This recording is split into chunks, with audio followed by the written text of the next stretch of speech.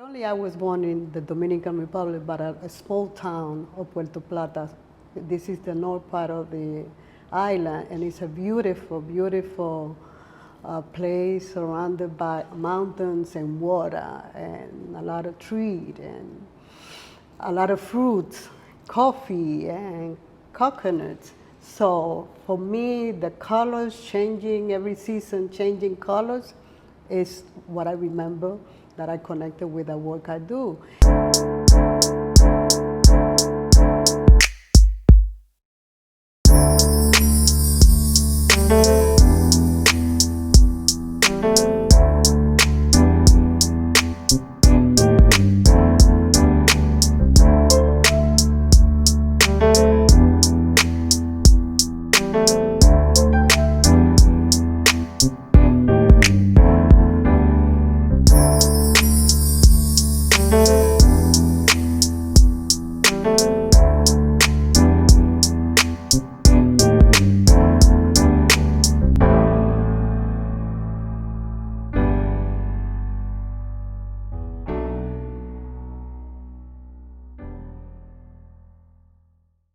Hello everyone, and welcome to the Foxworth Theory.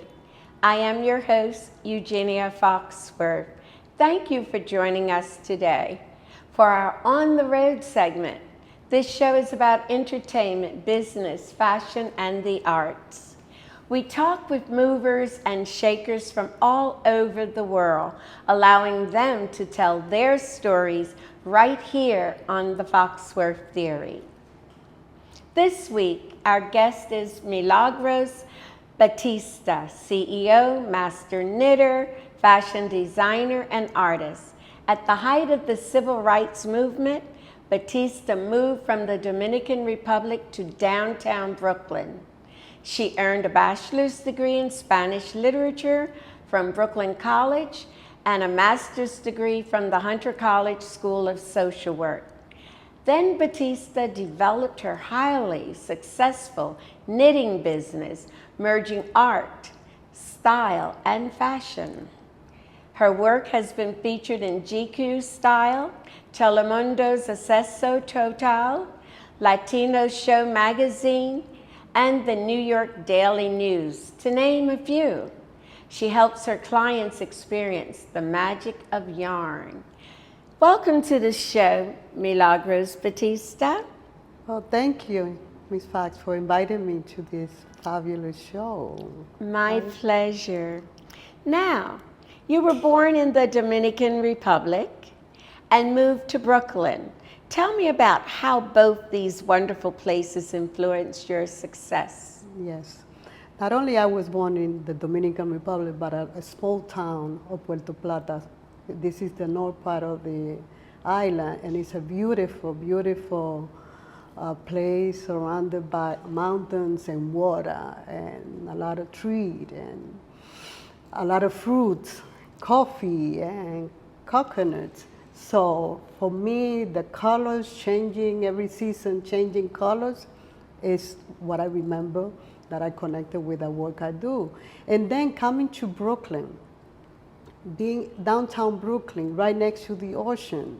Coming home, I would see the ocean, I would see the river, and I think those are the part that I assimilate with the work that I work with.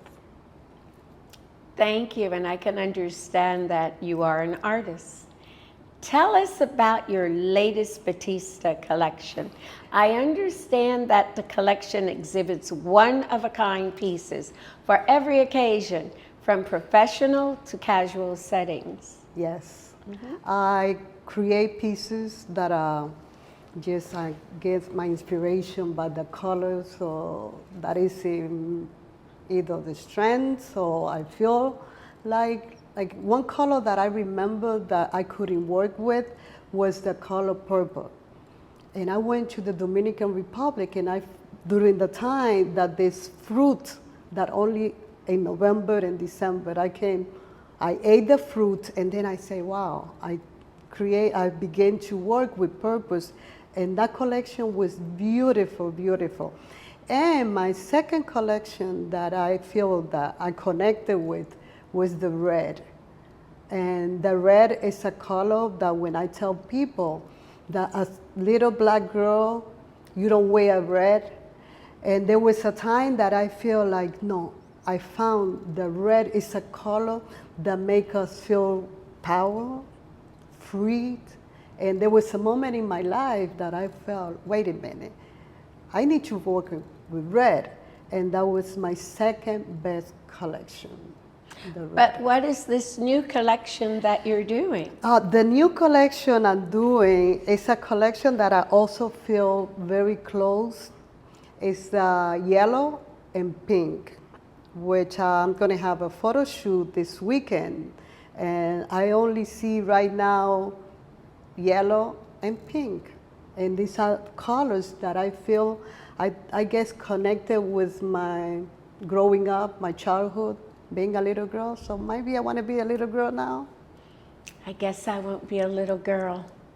Those are not my colors, but I understand it's the reflection, the exposure to what you're being exposed to now. And what you feel at the moment. Okay. And again, I must say to the public that Miss Fox is someone that I know for many, many years, and she likes to buy. She's one person that have one piece of every collection, or 3 pieces of every collection.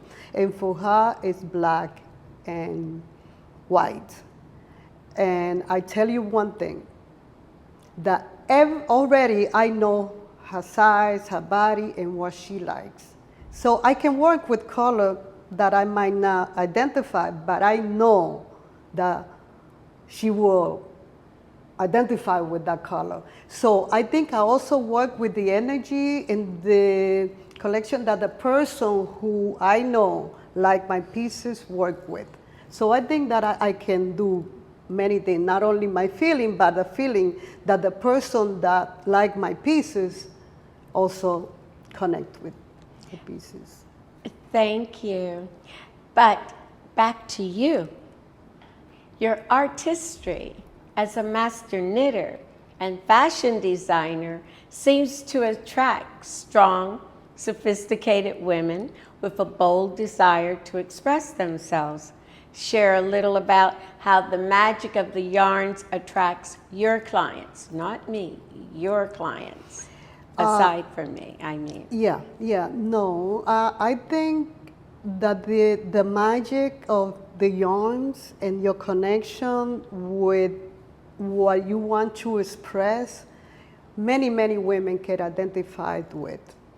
And that's what I think the magic of yarns, or people who master the fabric, can do, that many people can connect with.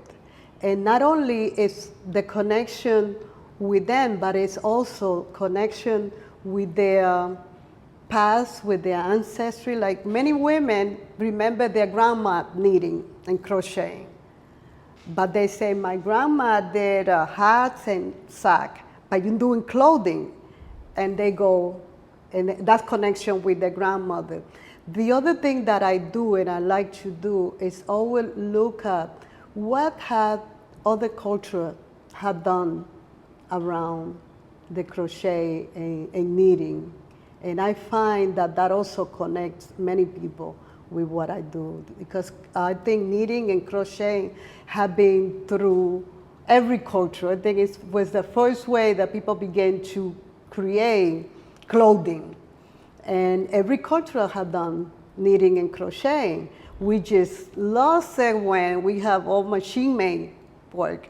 But I think just the sense of having someone at this time sitting down for hours with a needle and yarns, people like to see that. So Milagro, tell us about your latest Batista collection. I understand that the collection exhibits one-of-a-kind pieces for every occasion, from professional to casual settings. Yes, my collection always I create 10 to 15 pieces that put together what can be daily wear, what can be evening wear, and what can be professional wear. And each one of those areas will have a piece that really show the strength of the season. Like I would choose a color that is part of the trends, but I will also choose a color that is the color that women for evening will wear. And I add the little motifs of my most created hand crochet motifs that I want to add to my collection. The collection for this summer is pink and yellow.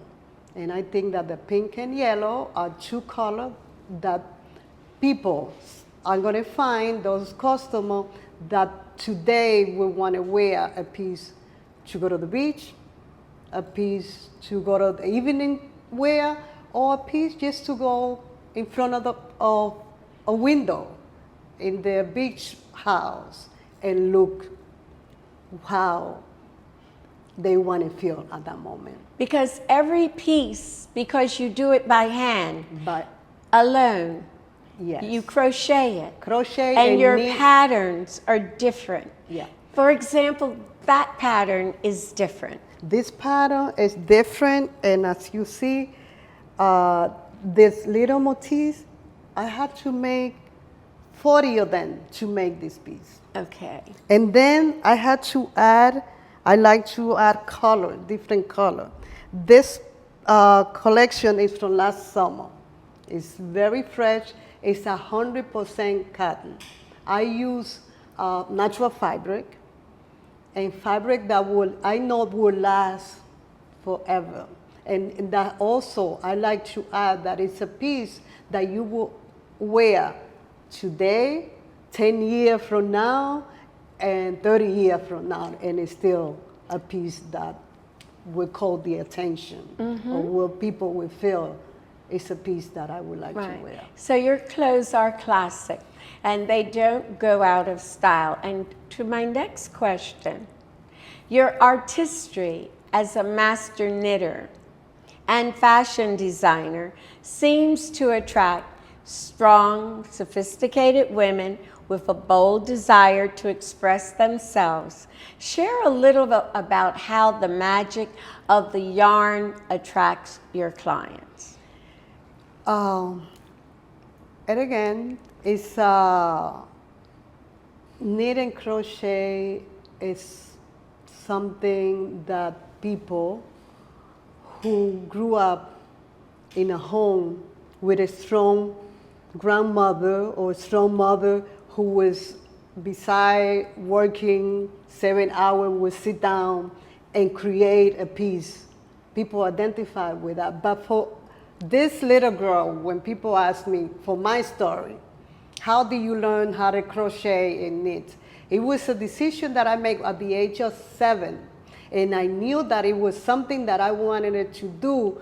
In 40 years, who would be knitting and crocheting? And I think people like to hear those stories that make you, is this woman at 7 years old was already thinking that she was gonna be knitting and crocheting, and I say, and at 12, I made my first dress, which most people knit and crochet a hat or a sweater. At 12, I knew that it was clothing what I wanted it to make, that I knew that I was gonna find women that would say, I wanna wear, I want to design. And the other piece about designing, I never took a class on designing, but if you see my design, if I can tell you, if I measure you, and I know that you are this, this, and that, and I'm gonna make a piece that you're gonna look like that, a piece of art. People will like that. People like, how can someone make the decision and say, I'm gonna make a dress that when you walk in anywhere, you're gonna be, it will be stopped. This concludes part 1 of our chat with designer Milagros Batista. Tune in later this week for part 2 as we're on the road with the Foxworth Theory. I am Eugenia Foxworth. Thank you for watching. Hi, this is Eugenia Foxworth. Thank you so much for tuning into the Foxworth Theory. We are celebrating going into our 3rd season. Can you believe that? We are opening our doors to sponsorships for the Foxworth Theory. For more information, go to thefoxworththeory.com or email us at pr@thefoxworththeory.com. Thank you.